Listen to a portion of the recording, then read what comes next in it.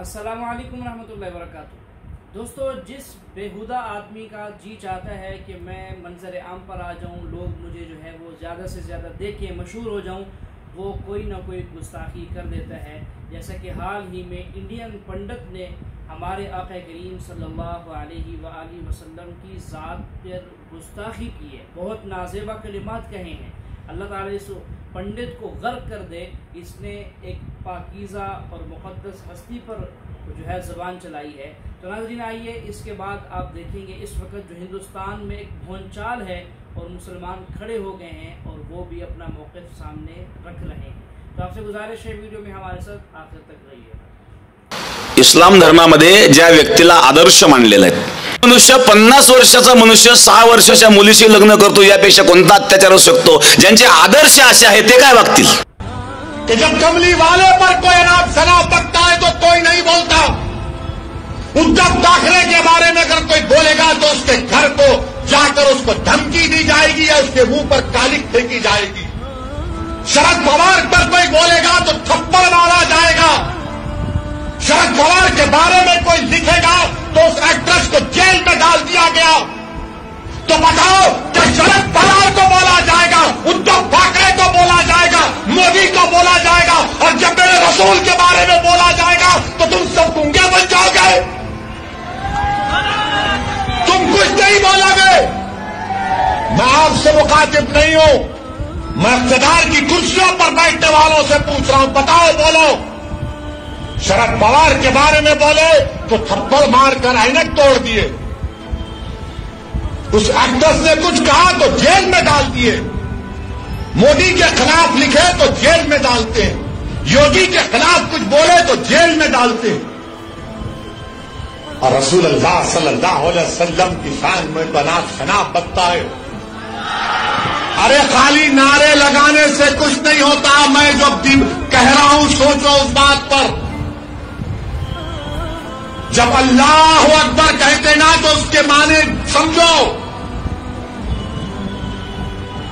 मेरे अजीज दोस्तों और बुजुर्गों, आपकी खामोशी मुझे शिकवा इन तमाम पार्टी से नहीं है, मैं आपसे शिकायत कर रहा हूं कि एक मलहूनों की लिस्ट में और आया है, जिसको रामगिरी जी महाराज कहने से भी शर्म और हया आती है, क्योंकि उसको मालूम नहीं है कि तुझसे पहले न जाने कितने लोग इस तरह के, जिसने सरकार मदीना मोहम्मदुर रसूलुल्लाह की ज़ात आला पर लबकुशाई की है, उनके इंतजामात या तो आसमान ने कर दिए हैं या हुकूमतों ने सलाखों के पीछे डाल दिया है, कानून ने अपना काम किया है, या फिर पब्लिक ने उनको इस तरह से औंधे मुंह डाल दिया कि उनकी वो जो पहले से खानदानी शख्सियत थी, खुदा की कसम पामाल करके खाक में मिला के रख दी। ये तारीख गवाह है। उस मलऊन राजगिरी महाराज को ये मालूम नहीं है कि हम किसकी औलाद हैं, हमारी रगों में किसका खून दौड़ता है। उसको ये मालूम नहीं है कि जंग रसी के मौके पर हजरत ज़ैद इब्न अब्दसना रज़ियल्लाहु ताला अन्हु को दुश्मनों ने गिरफ्तार कर लिया, यहूदियों ने गिरफ्तार कर लिया, और जब उनको फांसी के फंदे पर लटकाया जाने लगा, जब उनको सलाखों को उनको दागा जाने लगा, उनको मौत के घाट उतारा जाने लगा, एक उम्मती अदना सा उम्मती हजरत ज़ैद इब्न अब्दसना रज़ियल्लाहु ताला। सुनो, और गिरी महाराज कान खोल के सुनो। मैं कोई खिलाफ कानून बात नहीं करने का, मगर बगैर बात कहने में मानने का भी नहीं, आपको भी पता। या तो मैं प्रोग्राम में आता ही नहीं, और अगर प्रोग्राम में आया हूं तो हक गोई और बेबाकी से बाज नहीं आऊंगा। हम उस आदमी की औलाद है। सुनो, हर आदमी के अंदर ये जज्बा, हर आदमी के अंदर ये रिसालत का जज्बा, अब्दसना ज़ैद इब्न अब्दसना का खून हमारी रगों में दौड़ता है।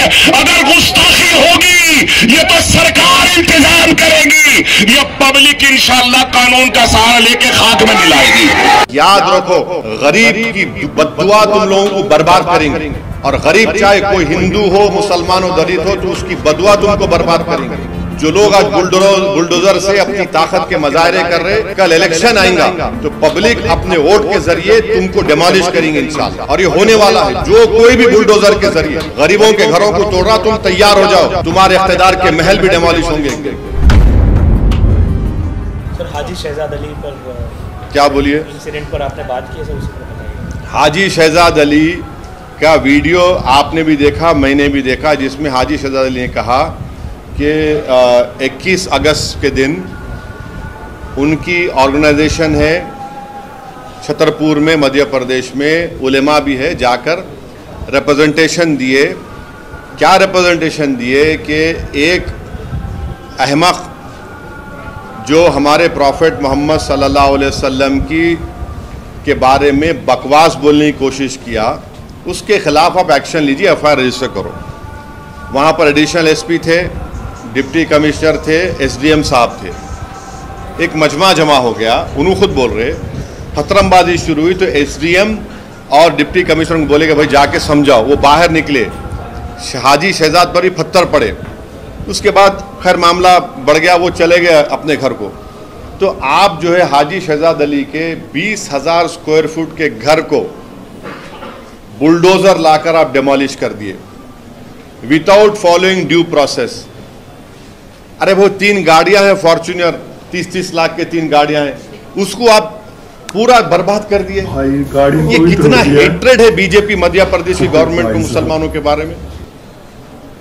आप पूरे घर को तोड़ दिए, उसके गाड़ियों को आप पीस दिए, मध्य प्रदेश की, और फिर जो एलिज एक्यूज को आप पकड़ के रात भर पुलिस स्टेशन में मारे। उन लोगों को चल नहीं सक रहे वो लोग, और उनको आप रोड पे चला के बोल रहे नारे लगाओ। हम बीजेपी वालों को ये बोल रहे कि पावर इटर्नल नहीं है। आज आप सत्ता में, कल आप नहीं रहेंगे इंशाअल्लाह ताला। अगर कल दूसरी सरकार आकर आपके घर को बुलडोजर से तोड़ेंगी, आपका घर महफूज रहेगा? आपको भी पकड़कर रोड पे चलाया जाएगा तो क्या बोलेंगे आप? ये देश और मध्य प्रदेश को रूल ऑफ लॉ से चलना चाहिए, मॉब रूल से नहीं चलना चाहिए। नरेंद्र मोदी अगर कॉन्स्टिट्यूशन को, आइन को चूम रहे हैं तो फिर उनको बताया जाए कि ये कौन सा कॉन्स्टिट्यूशन का प्रिंसिपल फॉलो कर रहे हैं आप। ये बुलडोजर जाके तोड़ दे रहे आप और बोल रहे नहीं इलीगल था। तो इलीगल आपको उसी दिन मालूम हुआ, पहले नहीं मालूम हुआ? उसके गाड़ियों को क्यों तोड़ा आपने?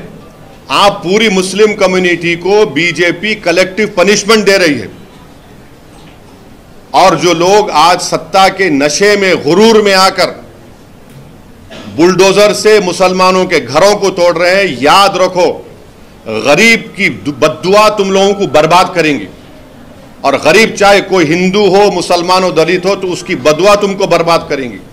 जो लोग आज बुलडोजर से अपनी ताकत के मजाहरे कर रहे, कल इलेक्शन आएगा तो पब्लिक अपने वोट के जरिए तुमको डिमोलिश करेंगे इंशाअल्लाह। और ये होने वाला है। जो कोई भी बुलडोजर के जरिए गरीबों के घरों को तोड़ रहा, तुम तैयार हो जाओ, तुम्हारे इख्तिदार के महल भी डिमोलिश हो।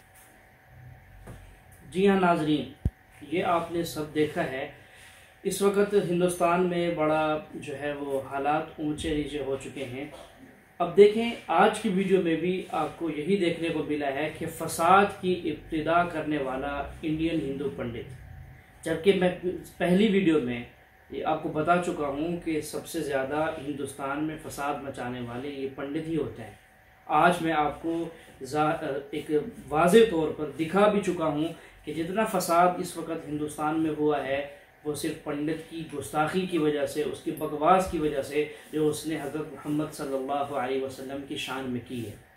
अब यहाँ पर अल्लाह ताला की शान अपनी हिकमत से जो फैसला करते हैं वो अच्छा होता है। अल्लाह ताला का भी सब्र है। अब अल्लाह ताला के सब्र को हम दाद देते हैं कि अल्लाह ताला इतने जो है गुस्ताखी के बावजूद भी आसमान को हुक्म नहीं दे रहे कि आसमान फट पड़े, ज़मीन को हुक्म नहीं दे रहे कि ज़मीन जो है वो मुंह खोले और ऐसे लोग धंस जाएं उसमें। तो ये अल्लाह ताला अपनी हिकमत से चल रहे हैं। वो जब चाहें ऐसों को ज़रूर सज़ा तो मिलेगी, अगर यहाँ नहीं तो आगे चलकर सज़ा मिलेगी। इनका भयानक नाक जो है वो हिसाब होने वाला है। तो इसलिए नाजरीन, ऐसे लोगों को अल्लाह ताला जो है वो बर्बाद करे और ऐसी नौबत ही ना आए कि हमारे नबी या मुक़द्दस हस्तियाँ इस्लाम की जितने भी हैं, मुसलमानों के आबा व अजदाद, उनकी जो इज़्ज़तें हैं वो पामाल होने से अल्लाह ताला हिफाजत फरमाए। नाज़रीन, आज की हमारी ये वीडियो थी, कैसी लगी कमेंट करके ज़रूर बताइएगा। और अब दीजिए मुझे इजाज़त, मिलते हैं अगली वीडियो में एक नए टॉपिक के साथ।